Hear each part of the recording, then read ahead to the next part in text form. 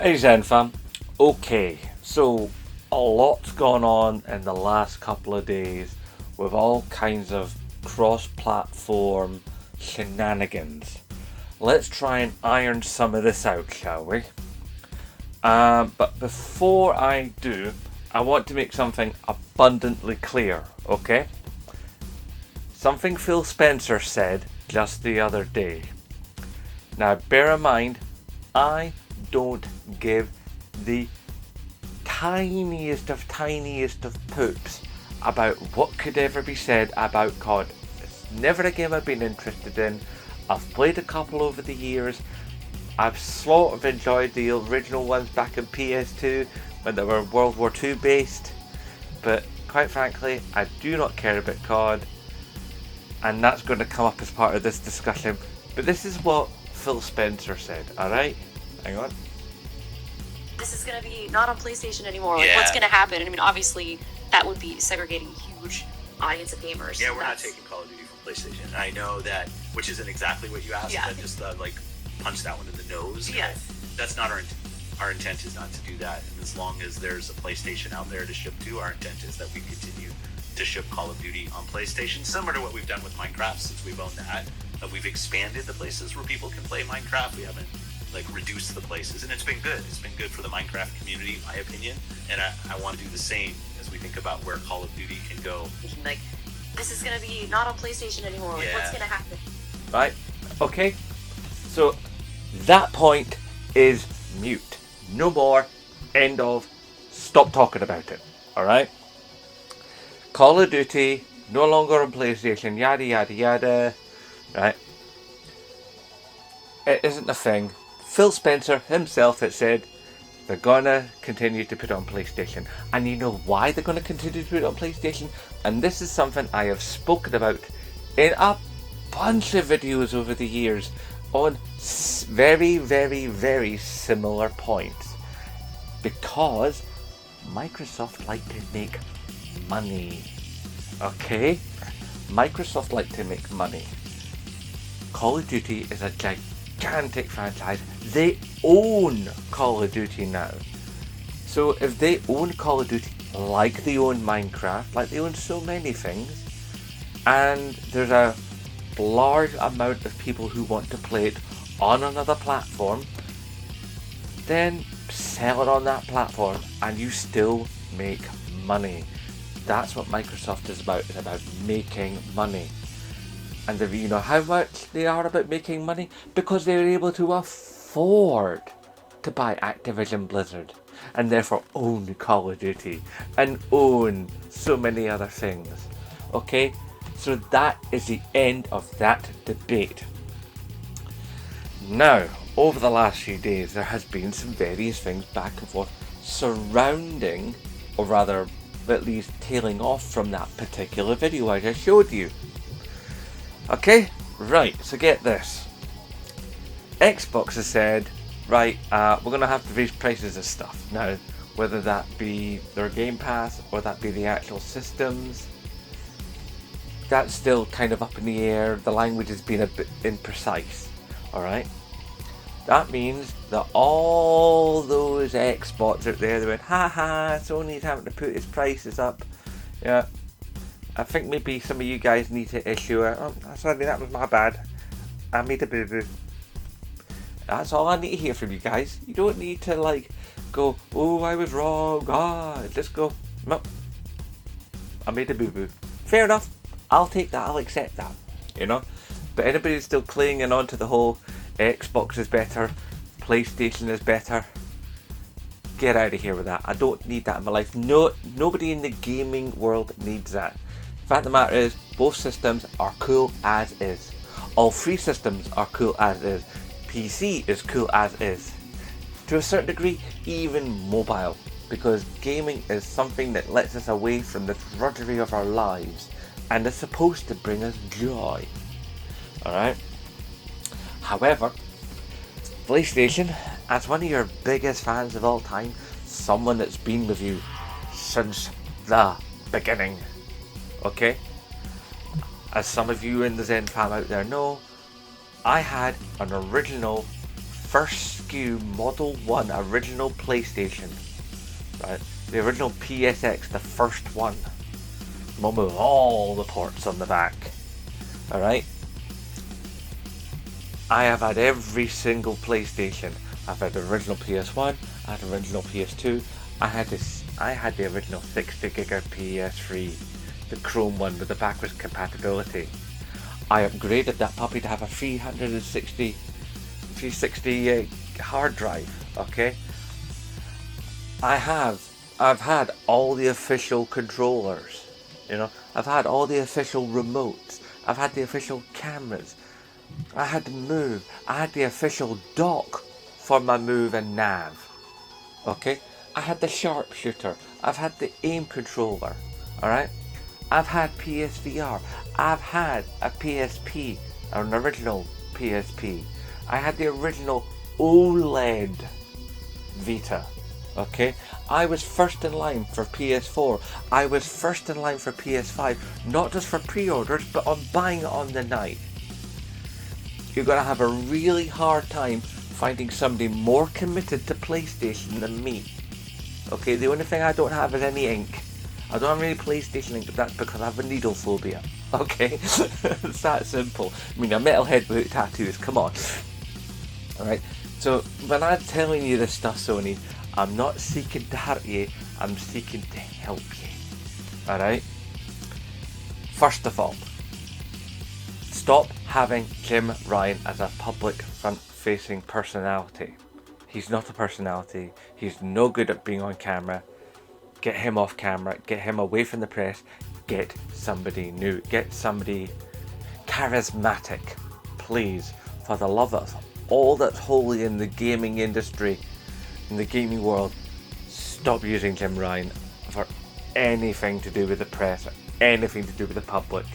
Even keep him away from, you know, from any kind of trade show, you know. I don't care what the trade show is, even if it's that thing in Vegas that I keep forgetting the name of. And just don't let that man on camera ever again. Get somebody else. Even bring back somebody from the past if you have to. You know, even if you have to, like, pay a large amount of money to, I don't know, like Jack Tretton or something. Just get somebody new. Get somebody else, because Jim Ryan is hurting you, okay? At least in a public area. Business, he's doing grand, mostly, but we're going to get to that, okay? Right, so first of all with Jim Ryan, okay? Him jet setting about, trying to go to different different authorities in different countries and going, the Microsoft Activision action shouldn't go forward. That's just like wrong and stuff. And it's like, oh dear God. Do you know what it looks like, Jim, when you're going in front of, flying all over the joint, saying to companies, "That's not fair, Mom, it's not fair." That's what it looks like. You look like a child. You look stupid. And you're making us, as PlayStation fans, look dumb. Okay? You're meant to be a representative of the company. And you're making us look like chumps. Okay? But here's what I was saying about, like, Call of Duty, right? You are PlayStation.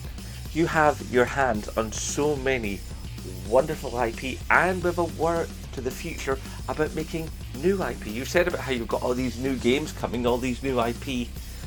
Then surely one of them has to be a replacement for COD. I mean, quite honestly, right? You've got like SOCOM, you've had MAG, you've had all these things. Eventually, you know, law of averages dictates that COD has got to be replaced or bettered at some point. I mean, I've never really seen the appeal of COD. I mean, yes, I love a shooter. We all love a shooter. Well, most of us anyway. You know? There's something really therapeutic about going out and just blasting on fools. That's great, you know? However, COD does have a problem. I mean, one, it's got a highly toxic community. And two, it's sort of like there's a story mode, but the story mode is almost to a point where nobody really gives a monkeys.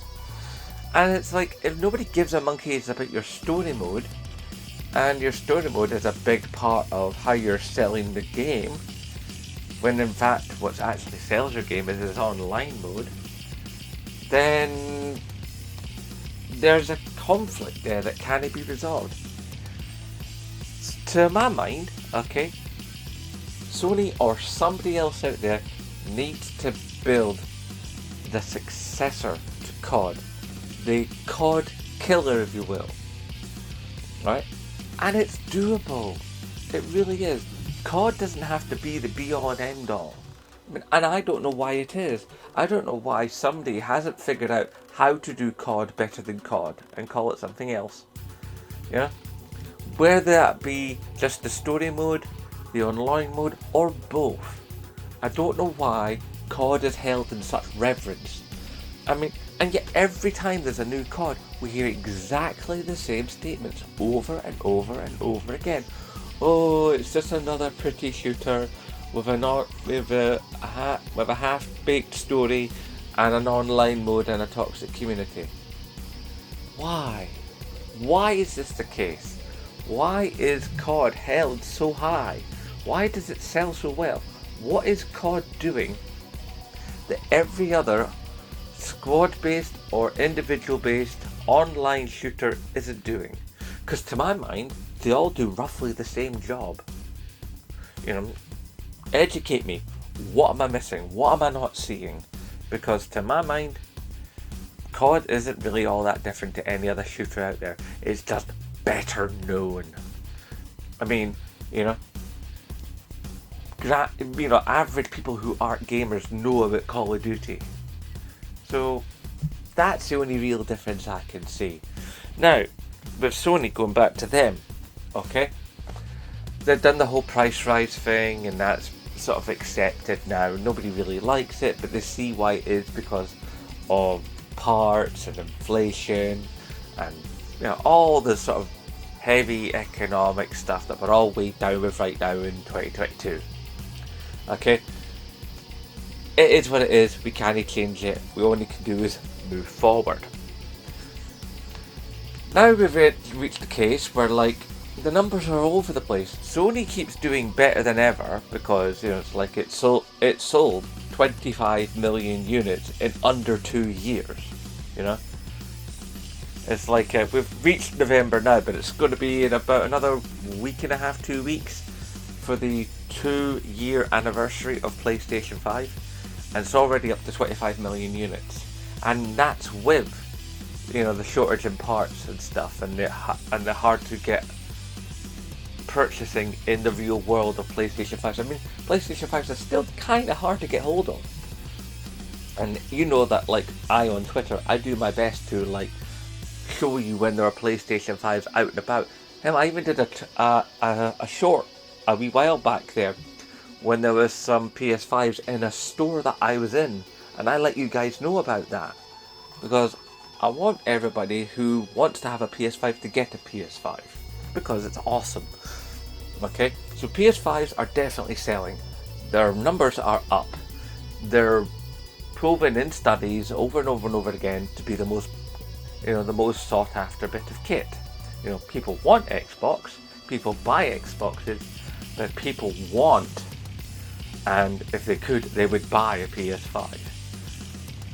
Nothing on Xbox. The Xbox Series X is a fantastic machine. The S is a potato, I've said that, but the X is an awesome machine.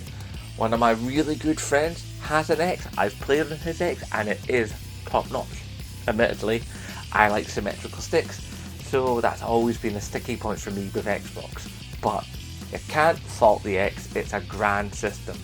That big black monolith with its very minimalist design. There's something about it. Although admittedly, I do prefer the PS5. I think it just is sexy. I know some people think it's an ugly system, but that's me, and that's you, right?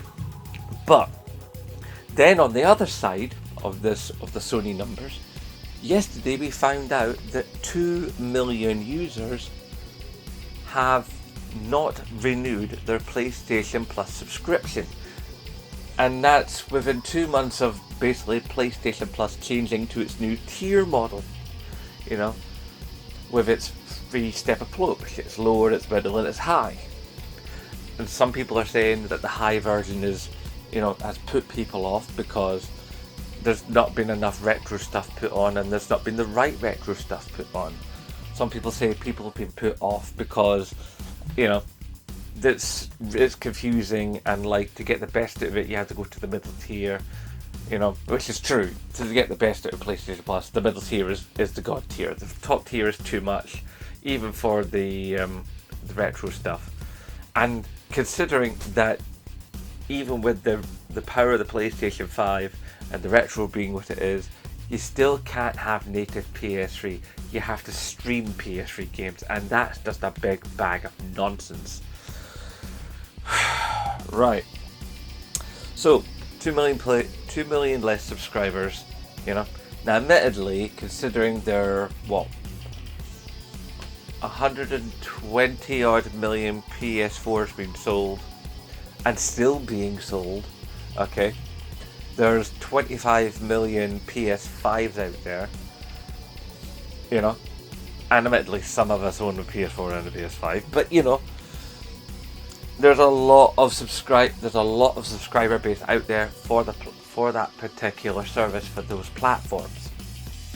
Now, admittedly, there will have been a certain amount of drop off, because there will be some people out there that are going, oh wait a minute, I put PlayStation Plus on auto renew, and there's a lot of services online that show you when you've got a thing that you're not really using anymore, and show you all the things that you are spending money on, for services like Netflix and Hulu and Amazon Prime and so on and so forth.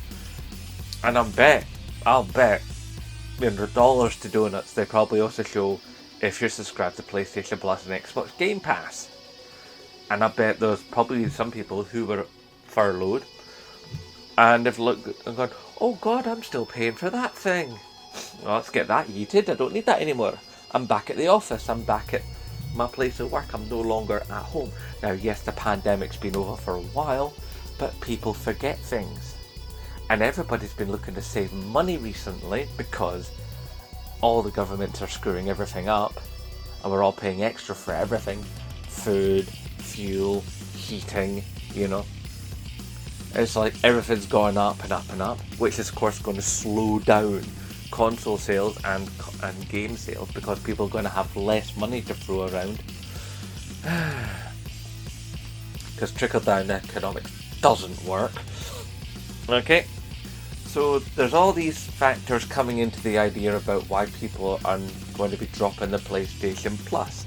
In fact, if anything, PlayStation has actually been making more money from PlayStation Plus these last couple of months, because there are more people on the middle and top tier, than there was before, because there wasn't a middle and top tier, so more money is flowing into PlayStation from Plus, but there are less Plus subscribers, which leads me to believe, now if I'm wrong, please typey down below, let the bloke know, but leads me to believe that PlayStation is actually doing well from the two upper tiers of PlayStation Plus, and that it is actually being widely well received. Either that, or people have bought a year subscription, at like a couple of months ago, they saw this new version of Plus, I'm getting on board with that, and they're stuck into it. So we'll see where we are at this point next year. Hold on to this video for that point, come back to me then we'll have a discussion. Obviously, don't just like blast a video at me, like come with a bit of context. Okay, Sony of course gave the most ridiculous answer. It's like, people are spending more time outside. It's like more time with their families. That's why they haven't upgraded their PlayStation Plus for another year of subscription. It's like, yeah, that's the reason, Sony. Aye, you're part of his mouth, Sony. Alright, you're part of his mouth, son. Get shot with it. Alright, so there's all this back and forth of this thing here, that thing there, and it's just this endless cycle, of like PlayStation great, PlayStation poo, Xbox great, Xbox poo. It's like one is better than the other is better than the other. It's tiring. it's counterproductive. And quite frankly, it's just not needed. I mean, I cover this stuff, okay? I'm a YouTuber. This is what I do. I cover news and I cover the culture of gaming on this channel. This is a gaming culture channel. And this part of the culture saddens and depresses. You know, why can't we talk about things where, you know, gamers are helping gamers, or charities are and more charities are actually using 24-hour gaming events to raise money for vital things like childhood cancers, you know? And there's even been the case where organizations like SANS are using gaming to raise money. You don't know what SANS is? SANS is basically an organization to help people who have lost children either post-childbirth or, in my personal experience, had a miscarriage, you know, especially late miscarriages, but any miscarriage is horrible, okay? There are organizations, all kinds of charities that use gaming to help raise money because they realize the social power of video games. And we do have power. I mean, that's one of the reasons why governments try and do everything they can to stop us being powerful, because that's just how governments are. They don't like to give up power. That's why we're smashed all the time. That's why there are so many politicians that like to come around and go, I say those video games out there, they're warping the minds of children and taking them away from the Lord and making antisocial. It's like, oh God, please. Really? You did this in the 70s and 80s with metal and with rock and roll, you know, before that. It's like Bill Hicks said, you've got to have an enemy, you know? It's ridiculous, it's reductive. It's sort of like, there is no enemy, you know, if we choose there to be no enemy. How about we choose to like each other? How about we choose to not be negative, you know? We have choices. I mean, being gamers, we should understand that we have choices. So choose better. And Sony, choose to not have Jim Ryan. Okay, I'm out. Hashtag support Scottish YouTubers. And of course, as always, aye, nae bother.